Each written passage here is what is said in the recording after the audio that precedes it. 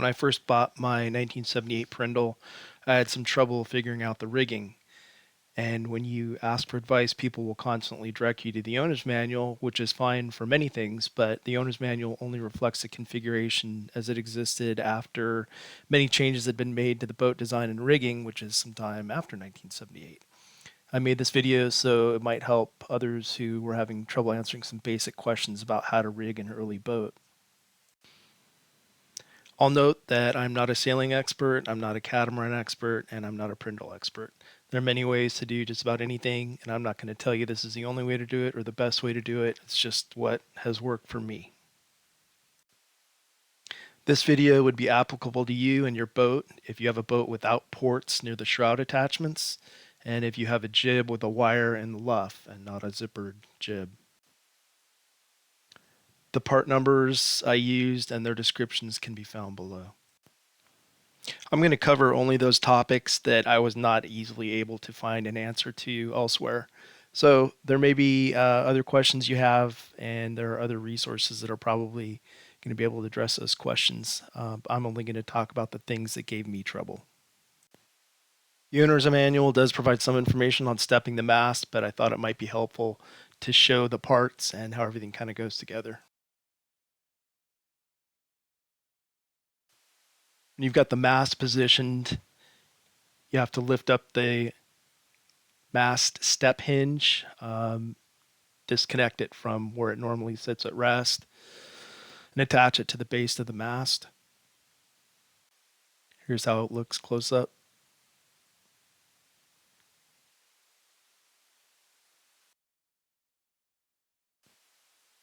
The jib halyard and forestay on the early boats is a lot like the Hobie 16. When you tension the jib, the jib halyard basically becomes the forestay, and the forestay goes slack. The Hobie 16 forestay is actually a little bit too long because they rake the mast back pretty severely. It's about 6 inches too long. So you need one that's about 17 feet instead of 17 feet 6 inches, and just about anybody who makes rigging can make that for you. In addition to the forestay, you need some halyard parts. So you need the early Prindle 16 jib halyard with the block, and you can get that at Murray's or at eBay. You'll also need a Hobie jib halyard block assembly. You might be able to use something else. This is what I used. It works fine. It looks exactly like the one that was on the ancient jib assembly that came with my boat. They're kind of expensive, but well worth it. And then finally, you'll need the short Hobie 16 upper forestay pigtail. It's about 6 inches long.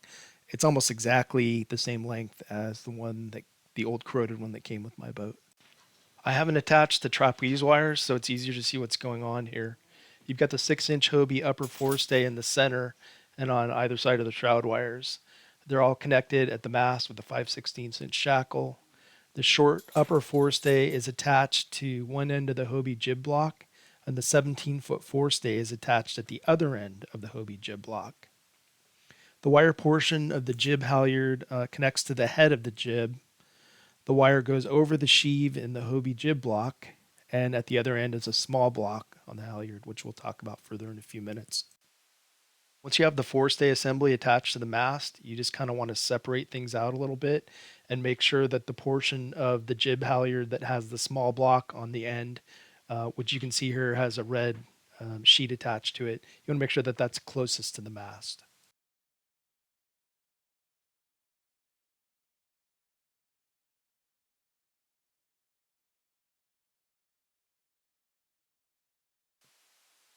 Once you're ready to step the mast, you just kind of want to go to the back and look and make sure that all your lines are clear, that you're not going to snag on anything and cause yourself some trouble.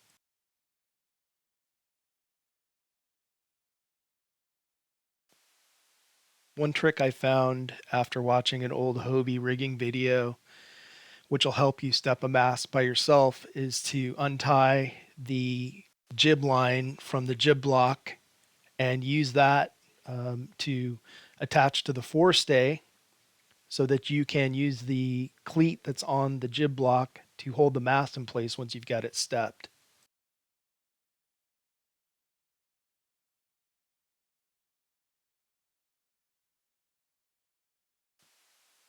But before you step the mast, you've got the jib sheet free of the jib block. You can take the bitter end, bring it forward, come through the shackle that holds the two bridle wires together, and then bring the bitter end back and tie it off to the loose end of the forestay, which is probably sitting on the trampoline.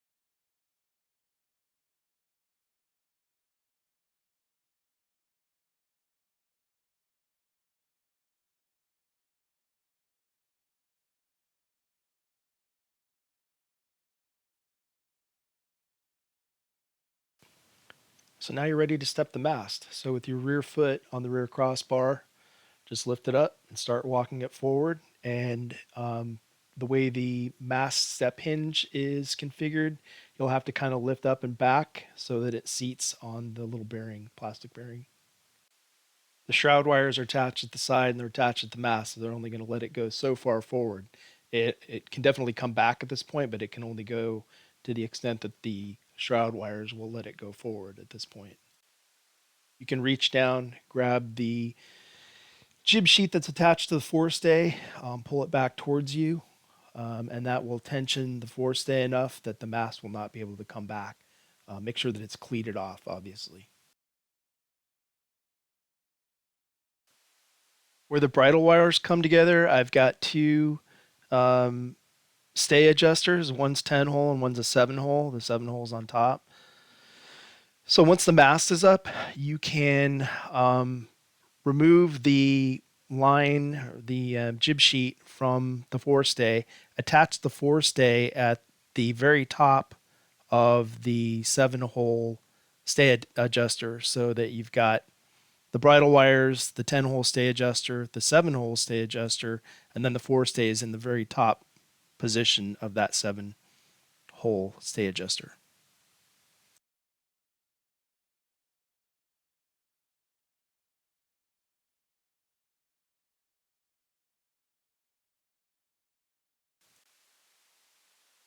Once a mast is up, you want to remove the mast step hinge, disconnect it from the base of the mast so that it can rotate. Pull the pin out, reposition the hinge, and then put the pin back in on the crossbar.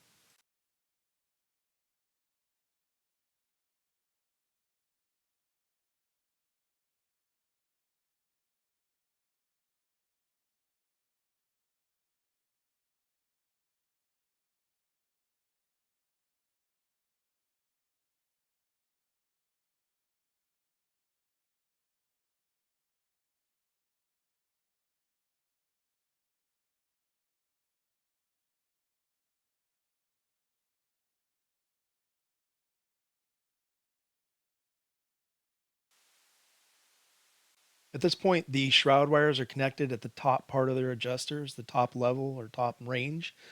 So the mast is way too far forward, as you can see here. So we've got to adjust the shrouds so that they're further down on the shroud adjuster, and that'll pull the mast back aft. Obviously, you want to take some care here and make sure you got a good grip on that shroud.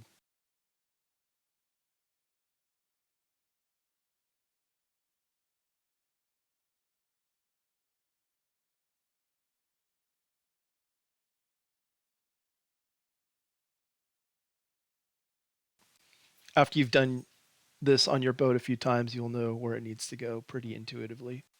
So now that the shroud's adjusted, you can come forward to the front, pull or stay forward, and make sure that the mast position is where you want it.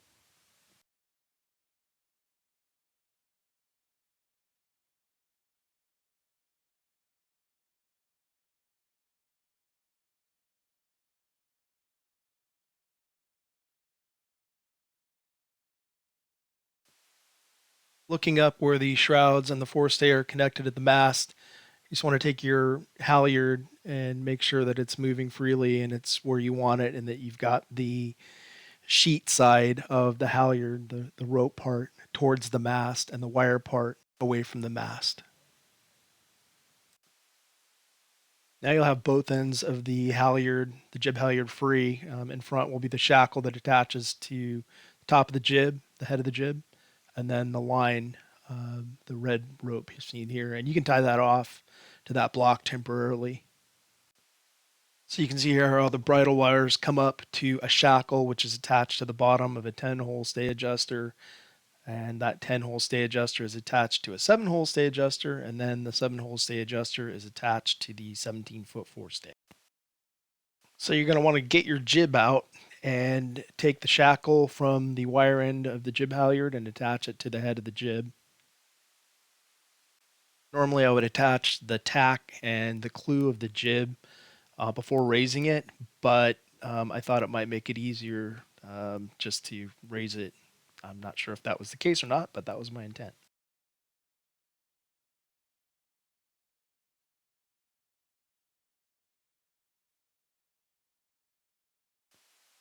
The tack of the jib is attached to the lower stay adjuster, 10-hole stay adjuster, probably in the third or fourth hole. You can read a lot about tuning for performance and where to put that depending on wind speed.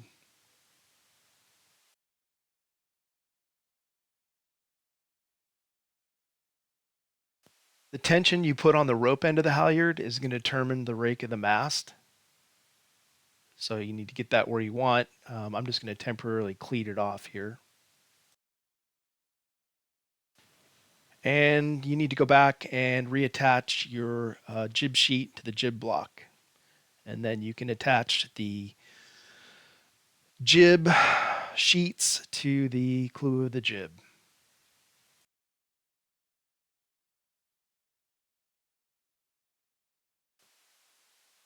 The rope portion of the jib halyard is attached to the bottom of the jib block with a bowline. And then what you want to do is bring the bitter end back up and over the sheave in the block, so you've got a loop. And you're going to put that around the cheek block at the base of the mast. And you can tension it there and get the mast in the position you want it, and then cleat it off.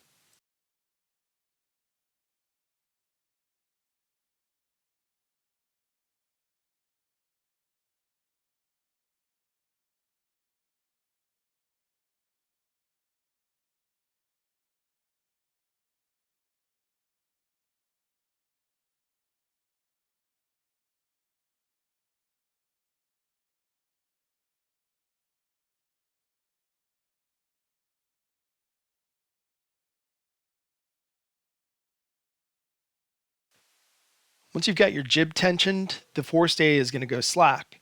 And using two stay adjusters, like we've got here with the forestay attached to the top of the second one, allows you to do a trick that I actually learned from Joseph Bennett's YouTube channel, where he uses a piece of shock cord to tension that forestay and just keep it out of the way of the jib. It's not actually acting as a forestay unless the jib isn't raised, but you want to keep it out of the way, and using a little bit of shock cord will pull it forward and just keep it clear of the jib.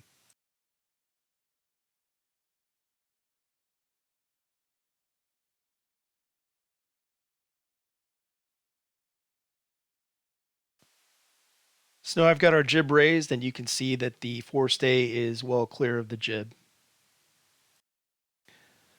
Another question I had was regarding the jib block wires. On the newer boats, they show you how to connect everything, but I couldn't find any information about the older boats. So this is how they go. They go from a shackle at the base of the shroud stay. You could connect it in another way, I imagine. And then it's 18 and 7/8 pull to pull, and it's a 1/8 diameter wire rope. And I had to have them made. I couldn't find them anywhere. I suppose you could use double braid and just knot it, or you could use Dyneema, which I considered, but thimbles, the nice thimbles for Dyneema, are so expensive. It just didn't make sense. So I just had them made. Got them on eBay, and they work just fine. So on the other end of the jib block wire is another thimble, and it is attached to two shackles, one at the base of the jib block, and then another one to a line that goes to the opposite jib block. On the near side, the line is attached to the shackle with a bowline. It goes through the grommets and the trampoline and then attaches to the shackle on the other jib block with a trucker's hitch so you can tension the line. You want a fair amount of tension on that line.